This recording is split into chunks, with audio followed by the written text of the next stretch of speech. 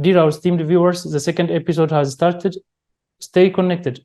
As you have mentioned, it is foreign companies like American, European, and Asian that have been dominating investment in Africa. How are they affecting African investment, or how are they affecting Africa? They are actually affecting Africa in a way, in such a way that their presence in Africa is making it impossible for the young people who are very creative to prosper. You get so because they have these resources already in them. They have the machineries and all of that. So if you're coming on board and you lack one or two things, and maybe your competitor has it all, there's no argument that you will lead in that case. So you see most of the thriving sectors in Africa today, most of the thriving commodities, services, products are not African made, are not owned by Africans. They are foreign based companies, investments in Africa. And this is another colonialism in Africa. This is a modern way of colonizing Africa. And if you see an African child or African youth who is so good or very creative, you see the West rush thing, they'll give the guy, or if he's a guy, if he's a boy, or the lady scholarship, take him to UK to study. And after study, they will use him there. That's another modern colonialism in Africa that we need to look into. They are taking our best away from us. Okay, and they're coming in to dominate our markets in all ramifications. And they're also not allowing our creative minds and young people to thrive by dominating the market. This is a modern way of colonizing Africa again. So I think we need to look into this deeply because if it continues this way in the next 20 years, I'm scared in what will happen in the next 20 years because it will no longer be what the Africa we envision. We will be strangers in our own Africa. We will be strangers in Africa. You will agree with me that you will not find even a single product or a single service or investment of Africa in African soil. So this is a very big concern that we all need to look into in Africa. So I think teamwork can go a long way, to to uh, uh to disrupt the process, this Western investment in Africa. Collaboration, teamwork, and then yeah, to go a long way to disrupt it if we are ready to fight it. Yeah. So if I want to give you an instance. Now, in instances, you imagine I you are sitting down, and then I came to stand in front of you, standing up. You agree with me that someone coming up opposite on the opposite direction directly will not see you. The person will only see the person obstructing you or standing, not you. So that is what the investments from the West are doing in Africa. It's obstructing the creative investments of Africans in the continent. It's obstructing a lot, and then and the major concern about this is they partner with our leaders using street smart to convince them, and then giving them a mouth-watering offer. You understand? To why they should impose on us their investments and services in the African soil. So by and so doing, they obstruct. You understand? And then when you obstruct, you weaken somebody. You weaken the if somebody is struggling with creativity, coming up with this and all of that, and you giantly come and stand in between with your heaviness, you obstruct a lot. So this is the major concern and the major reason why we have not thrived, why African investments have not thrived in the African in Africa, and this is the major reason why. the Western investment is thriving fast in the African continent. Now, you see that when before colonization, during colonization, uh, the West discovered the abundant resources in Africa. That is why they came. You can't come to someone if that person has nothing to offer because they see Europe, the European, and all of them saw what Africa has, and that is why they came for Africa. You think if you don't have, if we don't have the facilitating world across this countries, across this country, if by tomorrow, uh, uh, Ethiopia discover gold or any mineral resources in Ethiopia, in less than 5 years, there will be war in Ethiopia. And this war will be Ethiopians against each other. And if you dig deeper, you will discover that these wars are being facilitated by the West to get and then find a way to make their gold. In more than 10 after 20 years or 30 years, if God spare our life, you will see that the resource the West will now take over those resources. Before you know it, they will think you think they're helping you. After 50 years, you will find out that your resources is gone and they have used it to develop their countries and empower themselves and build whatever they want to build, and you will still be in abject poverty.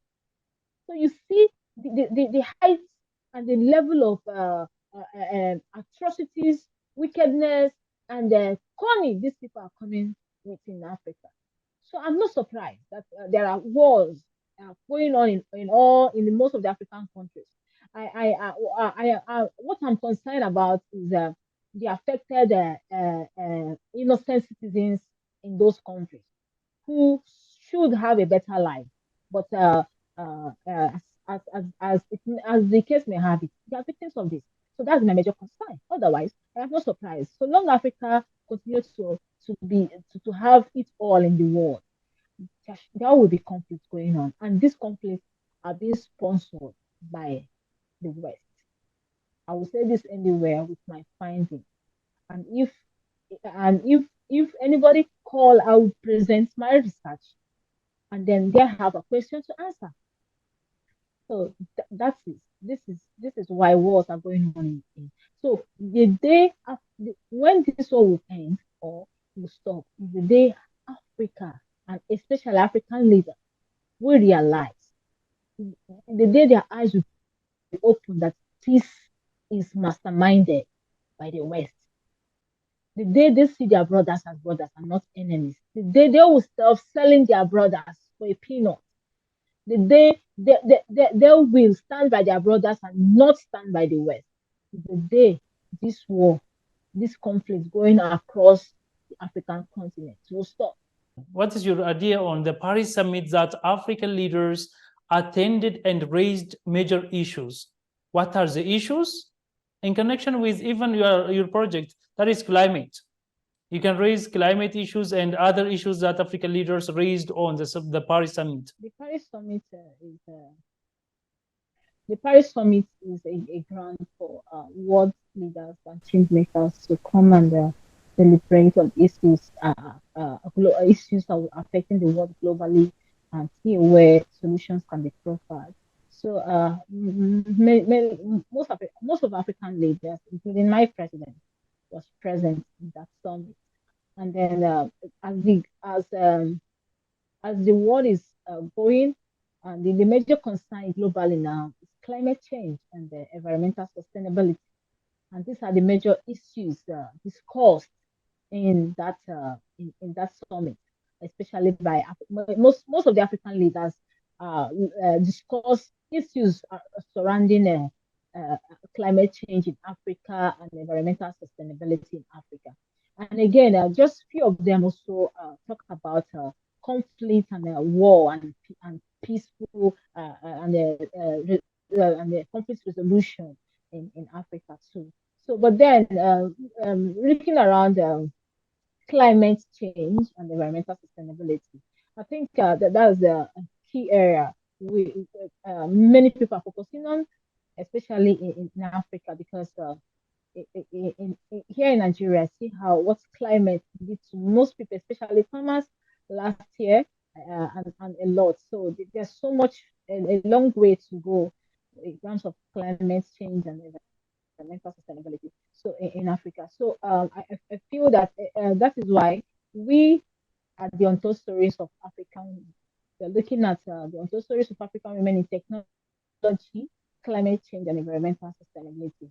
The mission behind this is to see African women who are doing a lot more in technology, climate in the climate sector and in the environmental sector.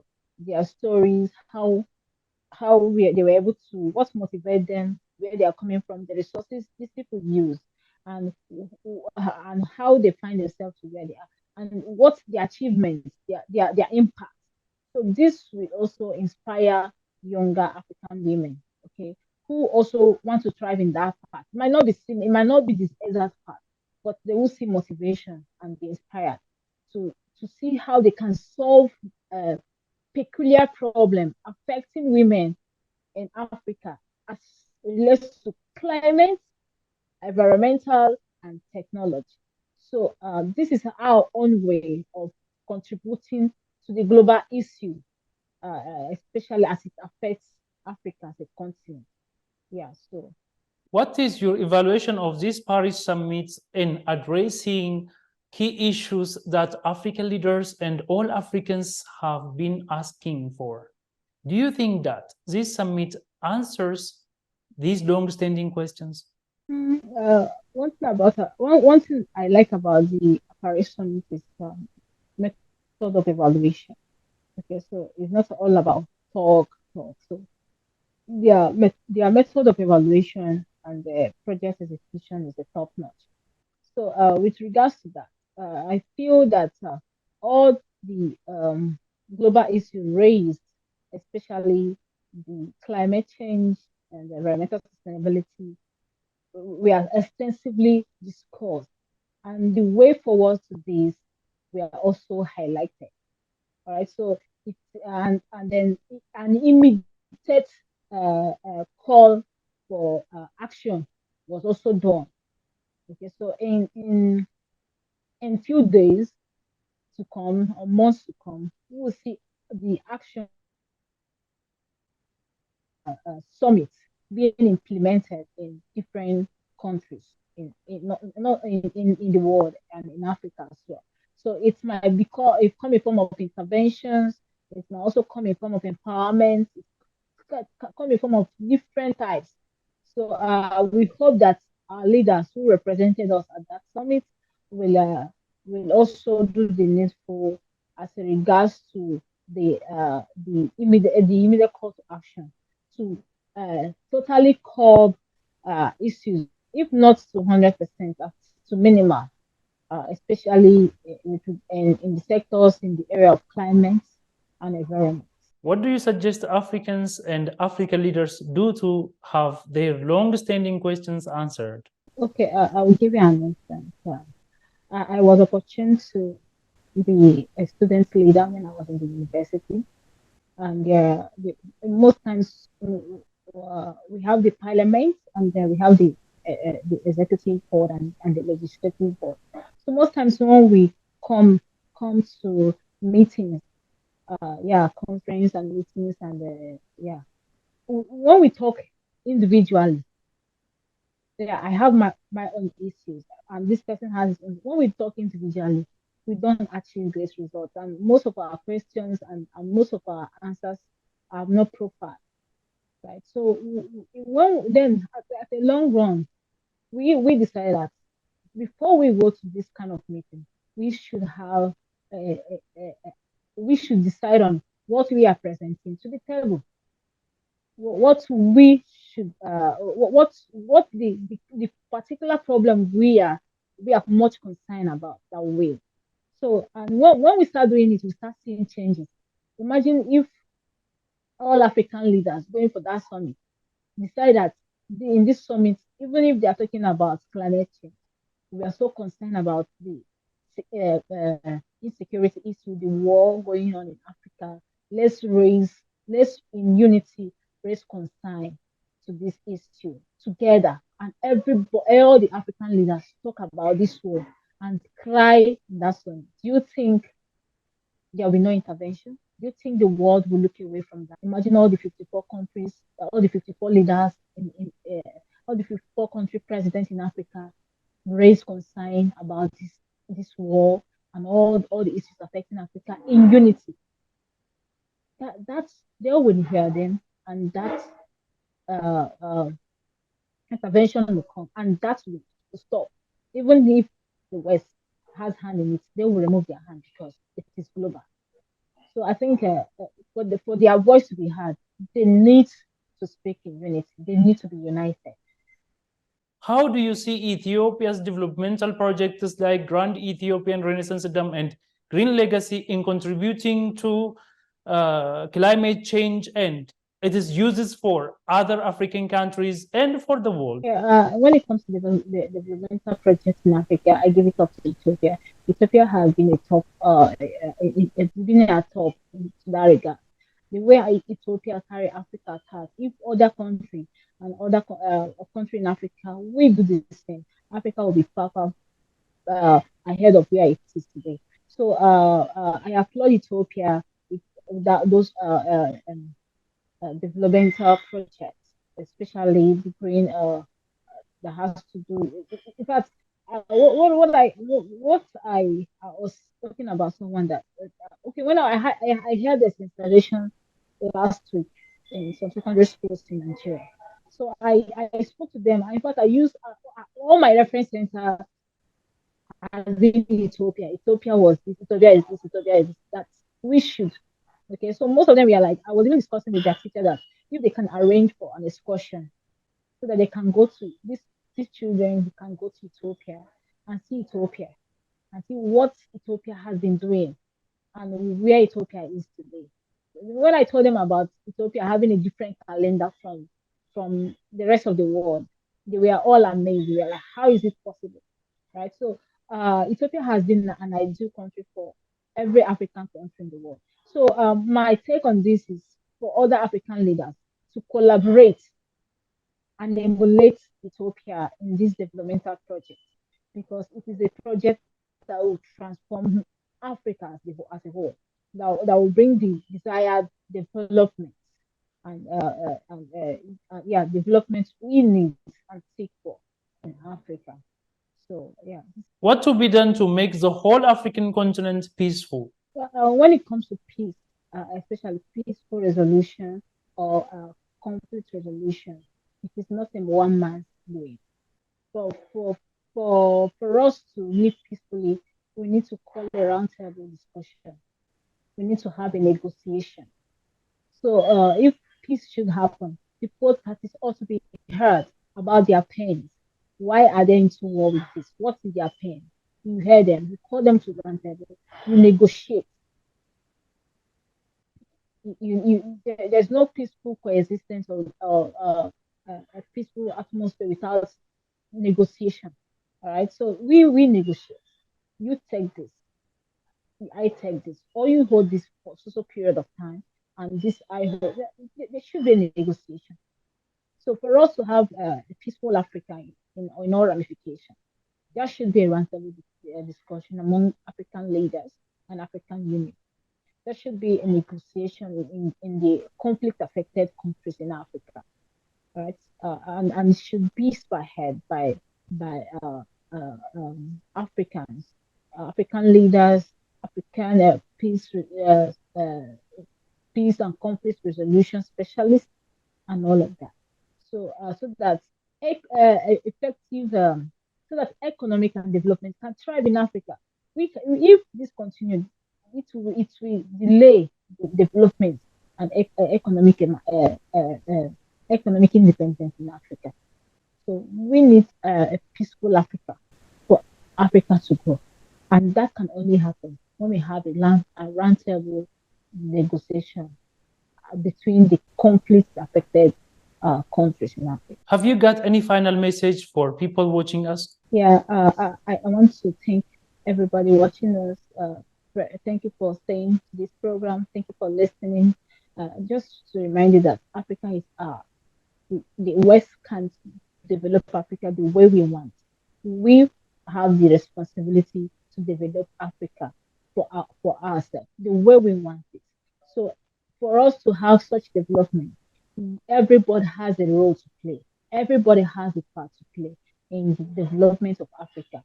So, in any little way, you have been called to play your role. It might be in your school, it might be in your office, it might be in your family, it might be in the marketplace. Please be Africa and have Africa at heart. Thank you very much. Priska Ogana, founder of Untold Stories of African Women. Thank you for joining me. Thank you very much, Chantal. It is a pleasure. Dear our esteemed viewers, this brings us to the end. Thank you for watching.